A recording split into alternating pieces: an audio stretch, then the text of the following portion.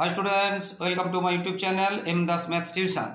आज के मध्यशिक्षा पर्षदेर जे नतून टेस्ट पेपर 2024-2025 माध्यमिक 2025 सालेर जन्य क्लास 10 जे मध्यशिक्षा पर्षदे जे नतून टेस्ट पेपर सेई नतून टेस्ट पेपर थेके आजके मैथमेटिक्सेर आजकेर गुरुत्वपूर्ण एक पेजेर शर्ट प्रश्न, शून्यस्थान, एसएकिউ, एमसीकिউ, ट्रू फल्स एवं 2 নম্বরে অর্থাৎ 4 দাগের যে বড় প্রশ্নগুলো আছে তার উত্তরগুলো করে দিচ্ছি, মন দিয়ে দেখতে থাকো বন্ধুরা। তো পেজটা শুরু হয়েছে 381 পেজে, 381 পেজে শুরু হয়েছে। তো প্রথম যে অঙ্কটা আছে, আসল অনুপাত 1 বছরের সুদাসল, সুদাসল মানে আসল এবং সুদ 20:21 হলে শতকরা বার্ষিক সুদের হার কত? এটা কিন্তু বলেছে 1 বছরের সুদাসল। তার মানে এই যে 21 এটা আছে সুদ এবং আসল। যদি ধরি আমরা এক্স ধরে ধরতে পারি, শর্ট প্রশ্নে শুধু 21 ধরলেও চলবে। আসল যদি 20 ধরি তাহলে সুদ আসল হচ্ছে 21, সুদ আসল থেকে আসল বাদ দিলে পড়ে থাকবে সুদ 1 এবং সেটা কত? 1 বছরের সুদ এবং কত টাকার? 20 টাকা, 20 রুপিস 20। তাহলে সেই কথাটা আমরা লিখব। দেখো তাহলে আসল আর সুদ আসলের অনুপাত আছে 20 আর 21 এবং 1 বছরের। তাহলে সুদ আমরা কি পাবো? এটাকে যদি সুদ এবং আসল থেকে আসলটা বাদ দিলে তাহলে সুদ পাবো। এগুলো 1 টাকা যদি ধরি আমরা এক্স ধরেও করতে পারি, এটা এক্স হবে, এটা 21 এক্স হবে, এটা 20 এক্স হবে, এইভাবে এক্সও করতে পারি। শর্ট প্রশ্নে এত রাব দেখানোর দরকার নেই, জাস্ট এরকম করলে হবে। তাহলে 20 টাকার এখানে বলেছে 1 বছরের সুদ, 20 টাকার 1 বছরের সুদ 1 টাকা। তাহলে 1 টাকার 1 বছরের সুদ কত? আর 100 রুপিজের 1 বছরের সুদ কত? আমরা পেলাম 5 টাকা, মানে অপশান সি। এরপরে যেটা আছে, ত্রিভুজের ক্ষেত্রফল ভূমি গুণ উচ্চতার সঙ্গে সরল ভেদে আছে, সরি একটা ভেদ চিহ্ন আছে, যেখানে ভূমি এবং উচ্চতা উভয় পরিবর্তনশীল, এটি কি প্রকার ভেদে আছে?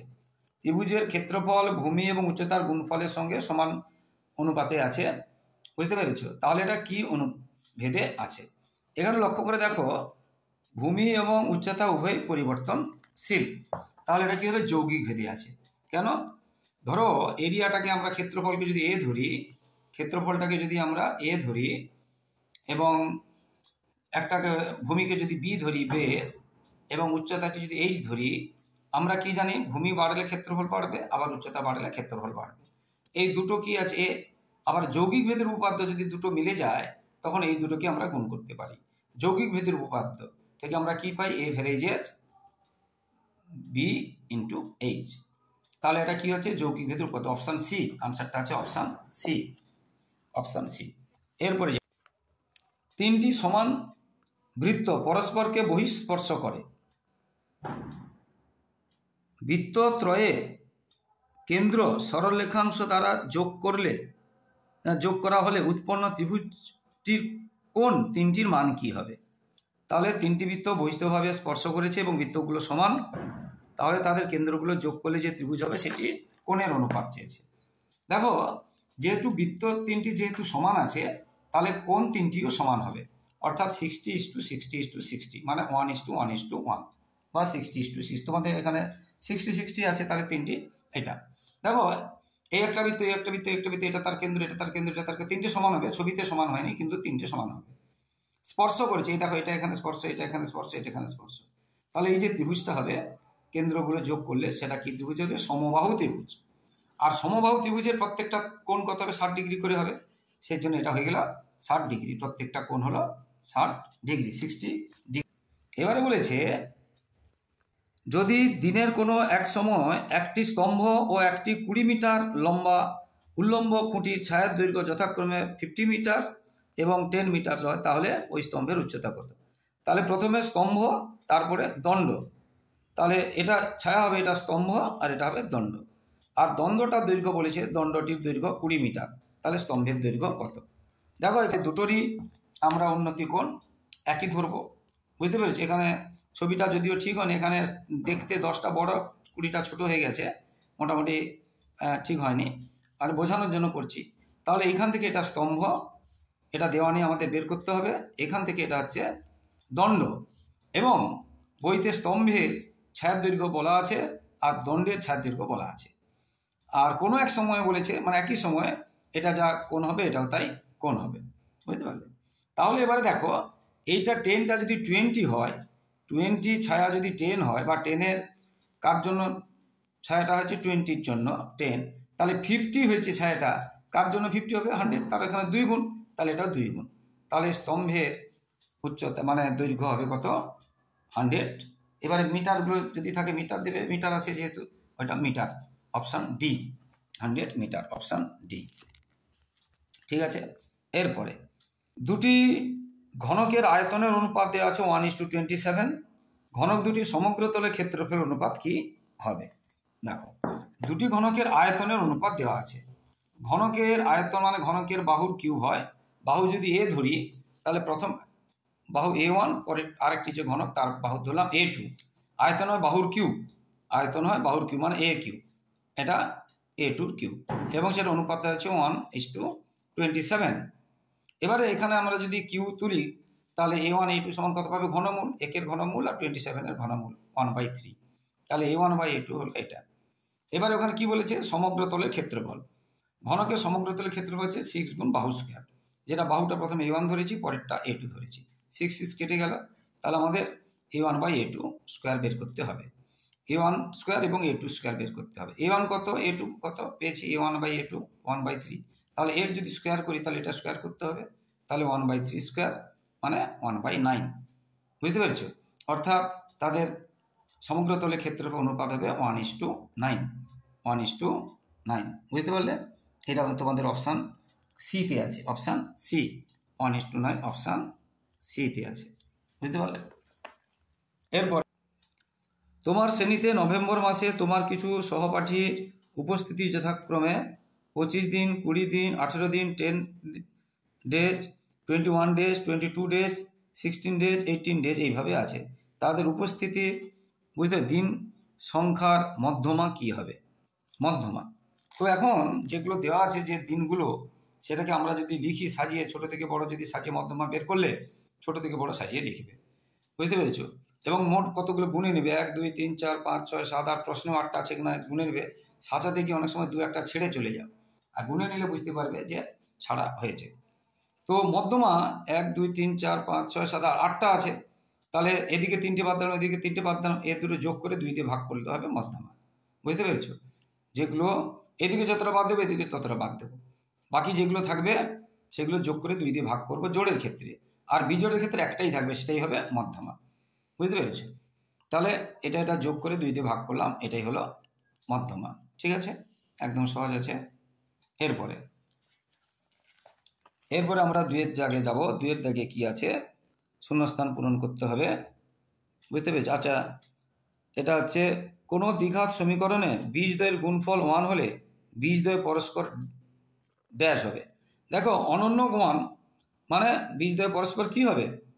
পরস্পর, এটা বীজদ্বয়ের গুণফল 1 অর্থাৎ পরস্পর অনন্য হবে, মানে ব্যস্তভেদে থাকবে। ঠিক আছে, তবে এটা অন হয়। বীজদ্বয়ের গুণফল কি হবে? পরস্পর 1 হলে তার বীজদ্বয় পরস্পর অনন্য হবে। ঠিক আছে, সময় ও মোট সুদ অপরিবর্তিত থাকলে আসল ও বার্ষিক শতকরা সরল সুদের হারের মধ্যে ড্যাশ সম্পর্ক, এটা ব্যস্ত সম্পর্ক। দেখো, সময় এবং মোট সুদ অপরিবর্তিত, বুঝতে পেরেছো? তাহলে আসল এবং বার্ষিক সরল সুদের হার, তাহলে আমি যেহেতু মোট সুদ এবং সময় একই রাখবো, তাহলে আমি আসল যদি আর বার্ষিক সরল সুদের হার, আসল কমালে সুদ বাড়াতে হবে, বা আসল বাড়ালে সুদ পার্সেন্টেজ কমাতে হবে, শতকরা হারটা কমাতে হবে। অর্থাৎ এটা কি সম্পর্ক? একটা বাড়লে একটা কমছে, মানে ব্যস্ত সম্পর্ক। এটাকে বলে ব্যস্ত সম্পর্ক। বুঝতে পারলে? একটি সরলরেখা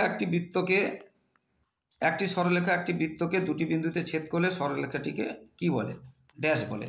কি বলে? ছেদক বলে। কি বলে?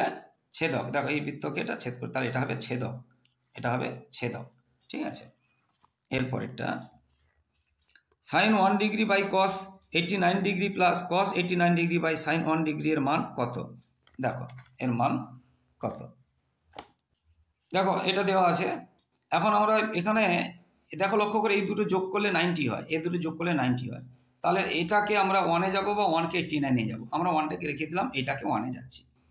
দেখো, এখানে যে cos 89 আছে, 89টা cos আছে, এখানে cos লিখেছি, কি করে পাবো? 90 থেকে 1 বাদ দিলে 89 হবে। এই যে cos 89 আছে, এটাকে আমরা কি করব? cos 90 থেকে 1 বাদ দিলে cos 89 হবে। ঠিক সেরকম উপরে যেটা cos 89 আছে, তাহলে cos 90 থেকে 1 বাদ দিলে 89 হবে। এবারে cos 90 ডিগ্রি মাইনাস থিটা সমান কি হয়? Sine theta. cos 90 ডিগ্রি মানে 1 ডিগ্রি মানে সাইন 1 ডিগ্রি। বুঝতে পেরেছ? আচ্ছা, এই যে এইটাতে, আর এটাতে cos 90 ডিগ্রি মানে 1 ডিগ্রি মানে সাইন 1 ডিগ্রি, এটা নিচে, আর এটা হচ্ছে উপরে। এবারে সাইন 1 মানে মিলে গেছে মানে 1, আর এখানে সাইন 1 মিলে গেছে 1, 1 + 1 মানে 2, 1 + 1 মানে 2। বুঝতে পারলে? এরপরে একটি সমকোণী ত্রিভুজ AC তার অতিভুজ AB বাহুকে অক্ষ ধরে মানে উচ্চতাকে অক্ষ ধরে ত্রিভুজটি পূর্ণ আবর্তনের ফলে উৎপন্ন ঘন বস্তুটি হলো ড্যাশ। দেখো ছবি দেখলে বুঝতে পারবে, এটা একটা ত্রিভুজ, AC তার অতিভুজ বলেছে, AC তার অতিভুজ বলেছে।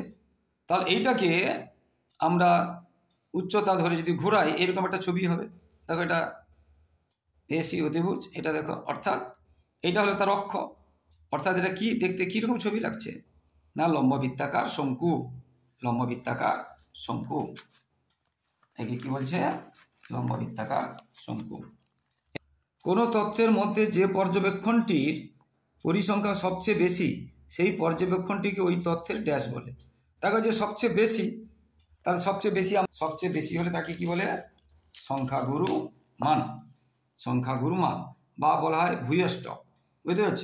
ভূইষ্ঠকও বলে, সংখ্যাগুরু মানও বলে বা ভূইষ্ঠকও বলে। সত্যবিদ্যা নির্ণয় করতে বলেছে। অংশীদার ব্যবসায় কমপক্ষে 3 জন লোক দরকার। অংশীদার ব্যবসা, এটা মিথ্যা, কারণ 2 জন হলেও চলবে। এখানে বলছে 3 জন লোক দরকার। এবারে AB অনুপাত C², BC অনুপাত A² এবং CA অনুপাত B² এর যৌগিক অনুপাত 1:1। এটা সত্য। দেখিয়ে দিচ্ছি, দেখো এই দুটো দেখিয়ে দিচ্ছি। দেখো যেটা বলেছি যে অংশীদার কারবারে কম করে 2 জন হলে চলবে, 3 জন 4 জন 5 জন যাই থাকে না কেন 2 জন হলে চলবে, অর্থাৎ মিথ্যা। আর এটা দেওয়া ছিল এর অনুপাত 1টা সত্য না মিথ্যা। দেখো যৌগিক বা মিশ্র বলে। যৌগিক মানে কি? এর প্রথমেরটা গুণ করতে হবে, তাকে বলে পূর্বপদ, আর এর পরেরটা গুণ করতে হবে, তাকে বলে উত্তরপদ। তাহলে এটা গুণ করেছি, আর এটা গুণ করেছি। এবার A আর A গুণ করলে A², B আর B গুণ করলে B², C আর C গুণ করলে C²। এবার দেখো দুটো সমান হয়ে গেছে, তাহলে 1:1। তাহলে এটা কি হবে? সত্য। এটা কি হবে? সত্য। ঠিক আছে। সাইন থিটার কিউ সমান সাইন কিউ থিটা কিউ, না এটা এইভাবে হয় না, এটা এইভাবে সাইন কিউ থিটা হবে, আর থিটার কোনো কিউ হয় না, এইটার কোনো ডিগ্রির কোনো কিউ হয় না, তাহলে মিথ্যা। একটি বৃত্তস্থ চতুর্ভুজের বিপরীত কোণগুলি পরস্পর পূরক, এটা মিথ্যা, এটা সম্পূরক হবে, মানে 180 ডিগ্রি হবে যোগ করলে। পূরক হচ্ছে 90 ডিগ্রি, না 90 ডিগ্রি হবে না, 180 ডিগ্রি হবে, তাহলে এটা মিথ্যা।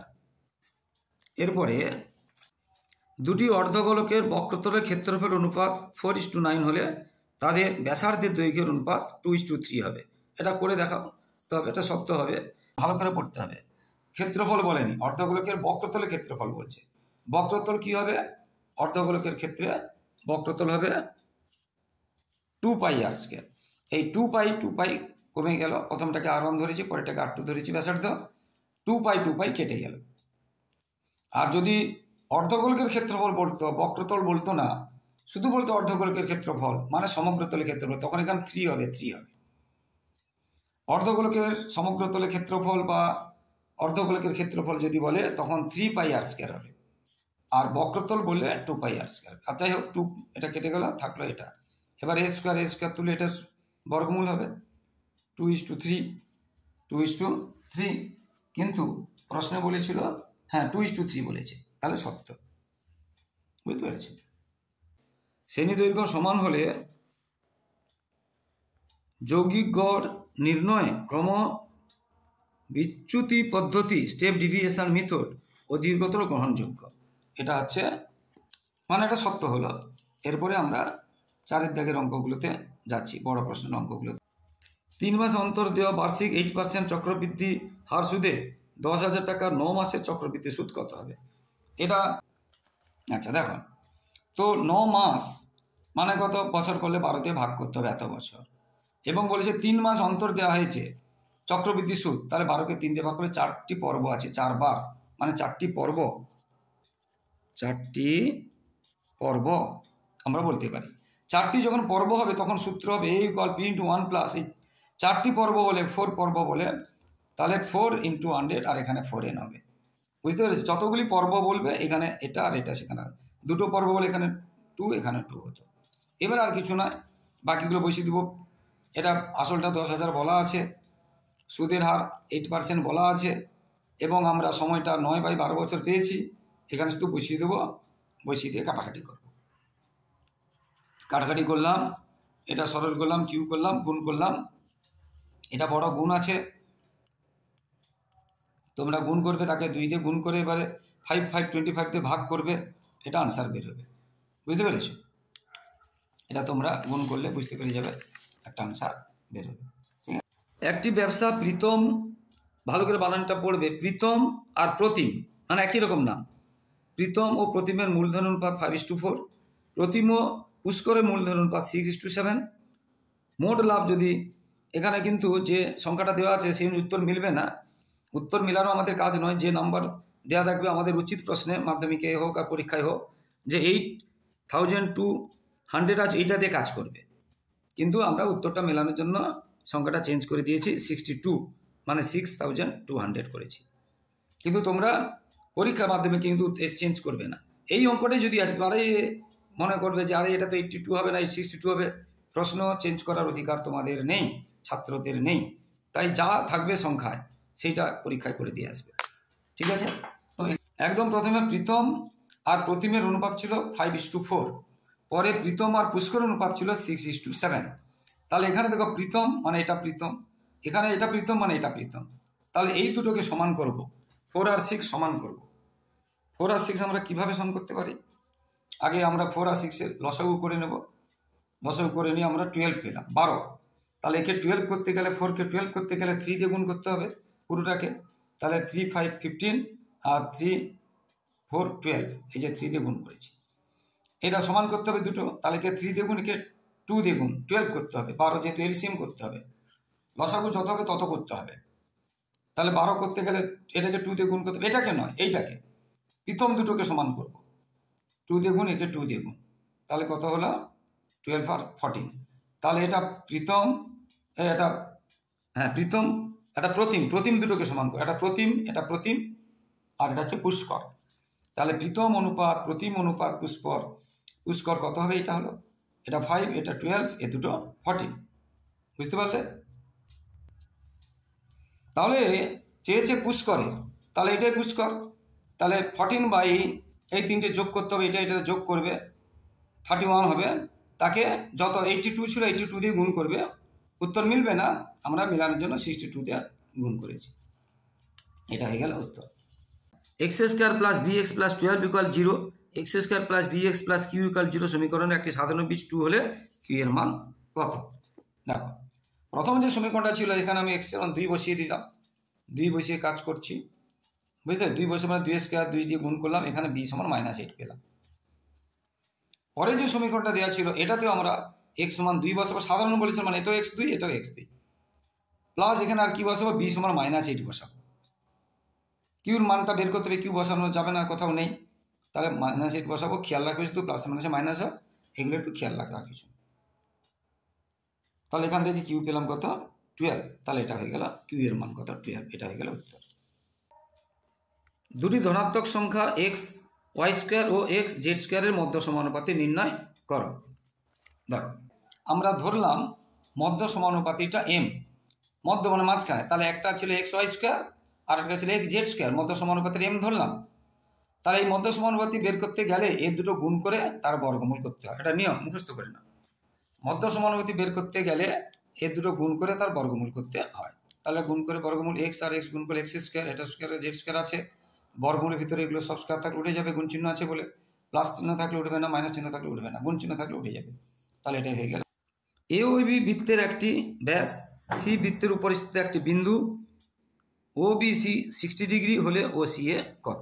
ঠিক আছে, এখন এটা দেখো লক্ষ্য করে, এটা ভালো করে বোঝো, ভালো করে, যে এটা যেহেতু ব্যাস, তাহলে এ সি বি হবে 90 ডিগ্রি, এ সি বি বা বি সি হবে 90 ডিগ্রি। কেন না? অর্ধবৃত্তস্থ কোণ, ব্যাসের উপরে যত কোণ হবে সবগুলো 90 ডিগ্রি। সেই সিটা যেখানে হবে না কেন, এখানে এখানে যেখানে হোক 90 ডিগ্রি। এরপরে ও সি এ আমরা যে বের করব, অর্থাৎ এটা 90 ডিগ্রি পেয়েছি। এইটা থেকে আমরা এইটা বের করে দেবো, মানে ও সি বি বা BCO, এইটা বিয়োগ করে দেবো, বিয়োগ করে দিয়ে এটা পড়ে থাকবে। তো এটা আমরা কি করে পাবো, লক্ষ্য করে দেখো, এই যে ত্রিভুজটা আমি যদি এটাকে সি ধরি, এটাকে ও আর এটাকে যদি বি ধরি, দেখো দুটো বাহু সমান হলে দুটো কোণও সমান হয়। এই দুটো বাহু সমান কেন না, ও বিটাও ব্যাসার্ধ, ও সিটাও ব্যাসার্ধ, তাহলে এই দুটো বাহু সমান, তাহলে এই কোণটা আর এই কোণটা সমান হবে।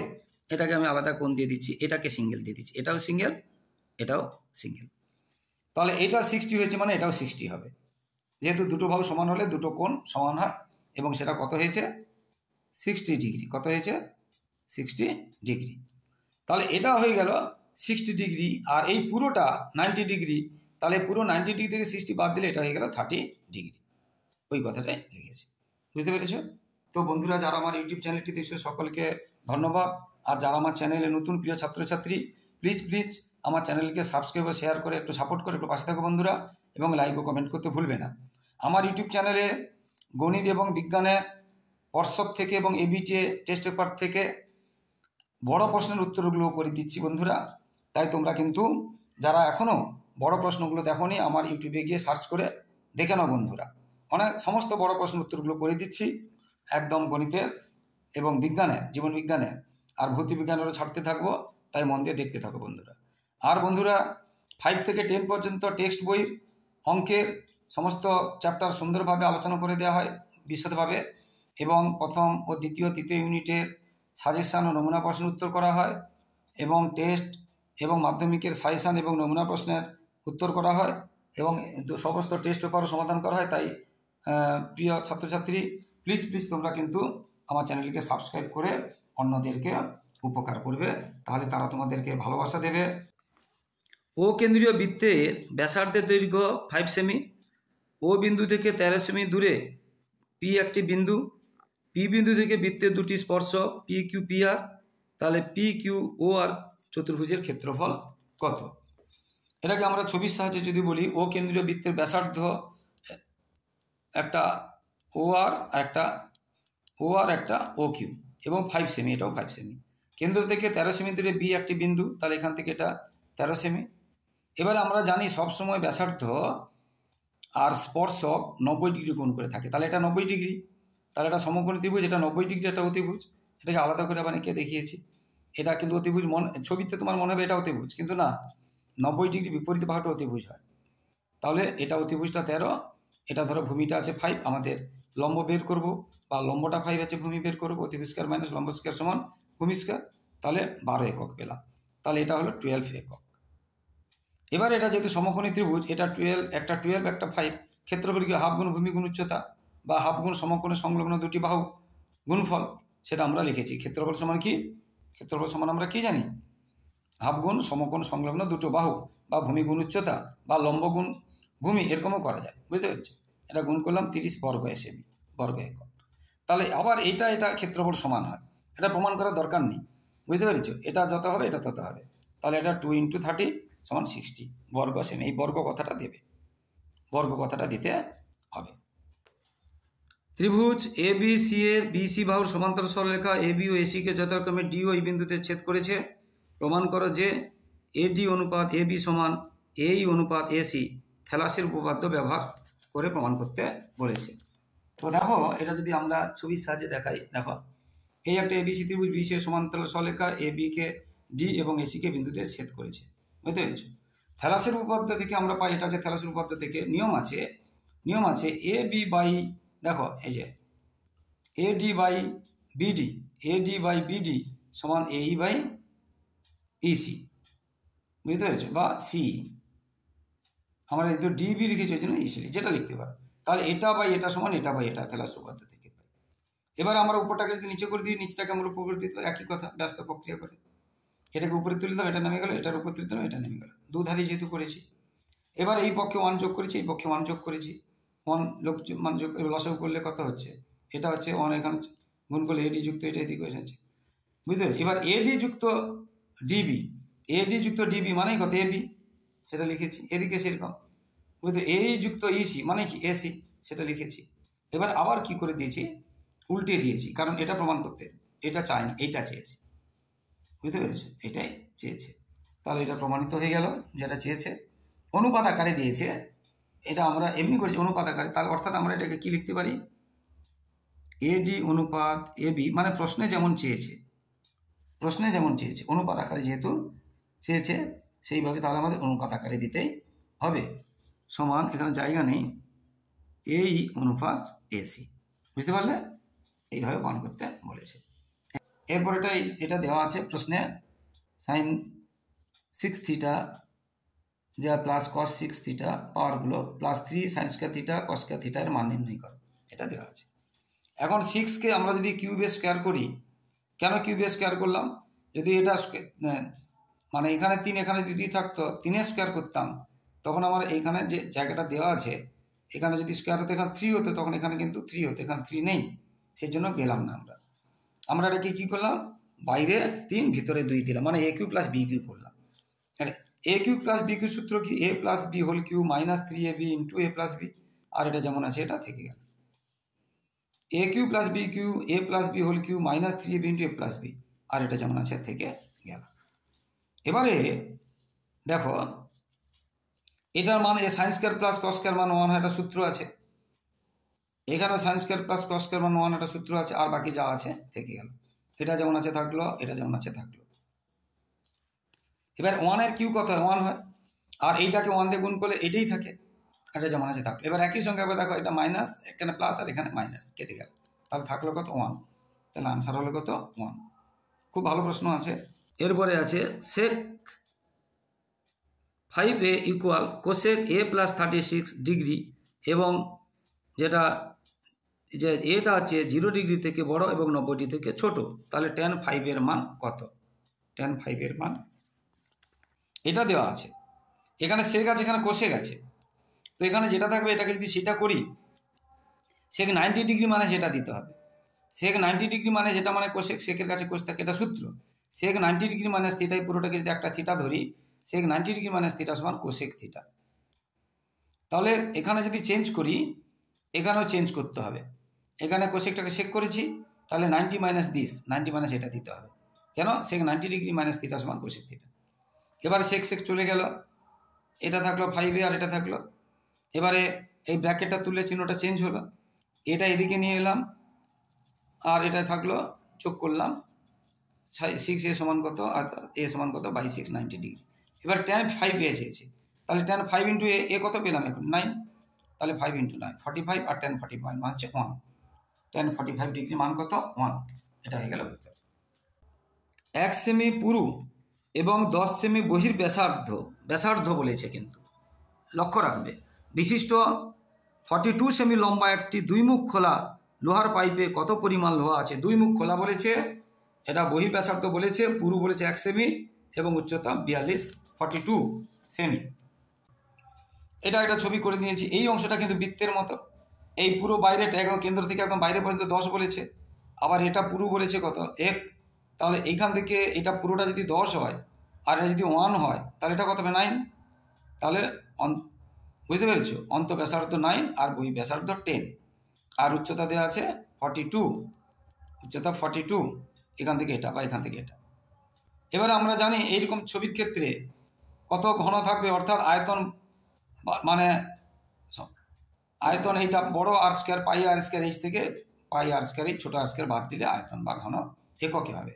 এবারে পাই এবং এইচ কমন নিলাম, আর স্কোয়ার মানগুলো শুধু বসিয়ে দিয়েছি, এইচ সমান 42, বড় আর সমান যেটা বহি ব্যাসার্ধ 10, ছোটো আর মানে অন্ত ব্যাসার্ধ 9 আমরা বের করেছি, আমরা এখানে বের করেছি না, 10 - 1 = 9 আমরা বের করেছি, তাহলে বসিয়ে দিয়েছি, আর কিছু না, 10 স্কোয়ার 108 স্কোয়ার 81, 9 স্কোয়ার এর গুণ করেছি, গুণ করলে একটা আনসার বেরিয়ে যাবে। আশা করি বন্ধুরা বুঝতে পেরেছ। একটি লম্বা বৃত্তাকার শঙ্কুর আয়তন ও পার্শ্বতলের ক্ষেত্রফলের সংখ্যামান সমান, শঙ্কুটির উচ্চতা এবং ব্যাসার্ধে দৈর্ঘ্য যথাক্রমে আর এবং এইচ এবং আর একক হলে 1/a² + 1/r² মান নির্ণয় করো। শঙ্কুর আয়তন সূত্র কি, 1/3 πr²h, আর পার্শ্বতলের সূত্র কি, πrl, এইটা হচ্ছে পার্শ্বতল, আর আয়তন মানে পুরোটা, এটা সংখ্যামান সমান, তাহলে এখানে পাই এখানে পাই, এখানে একটা আর এখানে একটা আর চলে গেল, তাহলে কি থাকলো উপরে একটা আর এইচ, আর নিচে 3, আর এখানে এল। এবার এর নিচে 1 দিয়ে কোনাকুনি যদি গুণ করি, তাহলে আর সমান কত হবে 3l, এর নিচে 1 দিয়ে গুণ করলাম, আর সমান 3l, এটা থাকলো। এবারে এখানে তো লক্ষ্য করে দেখো, এটাকে বলে তির্যক উচ্চতা, এটাকে বলে উচ্চতা, এটাকে বলে ব্যাসার্ধ। এদের মধ্যে মানে একটা সমকোণী ত্রিভুজ কিনা দেখো, সমকোণী ত্রিভুজ, এটা অতিভুজ, এটা লম্ব, এটা ভূমি। উচ্চতা বা মানে অতিভুজ যদি আমরা বের করি, তাহলে মানে তির্যক উচ্চতা বা অতিভুজ বের করলে আমরা অতিভুজ মানে তির্যক উচ্চতা স্কোয়ার সমান উচ্চতা স্কোয়ার যুক্ত ব্যাসার্ধের স্কোয়ার, এটা সূত্র, এটা নিয়ম, বুঝতে পেরেছো? এটা পেলাম, এল স্কোয়ারের সঙ্গে সম্পর্ক পেলাম।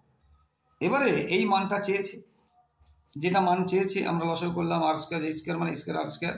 এবার এইটা আমরা দেখো লক্ষ্য করে এল স্কোয়ার পেয়েছি, তাহলে এই যে গেলে এল স্কোয়ার, আর এই সমান লক্ষ্য করে 3l পেয়েছি, তাহলে স্কোয়ার আছে, তাহলে 3l স্কোয়ার মানে 9l স্কোয়ার, এল কেটে গেলে 1/9, এখানে কোনো একক হচ্ছে না, তাহলে 1:9 বা 1/9। পরেরটাতে আছে 10 জন সদস্য বিশিষ্ট একটি রাশির তথ্যের যৌগিক গড় 30 পর্যবেক্ষণের মাধ্যমে দেখা গেল যে দুটি সদস্যদের ক্ষেত্রে ভুলবশত 15 ও 17 ধরা হয়েছে, যাদের সঠিক মান হবে 20 এবং 21। তাহলে সঠিক যৌগিক গড়টি কত? তাহলে 10 জন এবং যৌগিক গড় 30, গড় যদি 30 হয় 10 জনের মোট কত হবে? 10 × 3 = 30, এবং সেখানে কত ধরে ধরা হয়েছে? 15 আর 17, কিন্তু সেটা 15 17 না হয়ে হবে কত? 20 আর 21। তাহলে এটা অনেক, এ দুটো থেকে দুটো বড়, তাহলে হবে বেশি, ধরা হয়েছে কম। তো ধরা হয়েছে কত? এই দুটোর ক্ষেত্রে 15 আর 17 যোগ করলে কত হবে? 32। কত হবে? 32। কিন্তু প্রকৃতপক্ষে ধরা হয়েছে 32, কিন্তু প্রকৃতপক্ষে হবে 20 আর 21 যোগ করলে 41। তাহলে ধরতে হবে 41, ধরে ফেলেছি 32, 32। তাহলে কত কম ধরেছি? 41 থেকে 32 বাদ দিতে হবে, 9 কম ধরেছি। তাহলে এখানে মোটটা কত হয়েছে? এটা গুণ করলে 300, তার সঙ্গে 9 যোগ করতে হবে, তাহলে 309। এবং সেই 309টা কজনে? 10 জনে। তাহলে গড় কত হবে? 309কে 10 দিয়ে ভাগ করলে 30.9। তাহলে এটা করাচ্ছি, দেখো বন্ধুরা, দেখো এই যে 10 জন গড় বলেছে, তাহলে কত হবে? এটা হয়ে গেল। কিন্তু আমরা কত কত ধরেছিলাম? 15 + 17 32 ধরেছি, কম ধরেছি, কিন্তু ছিল কত প্রকৃতপক্ষে? সেটা ছিল কত? প্রকৃতপক্ষে ছিল 20 আর 21, 41 ছিল, আর এটা আমরা ধরেছি, তাহলে কত কম ধরেছি?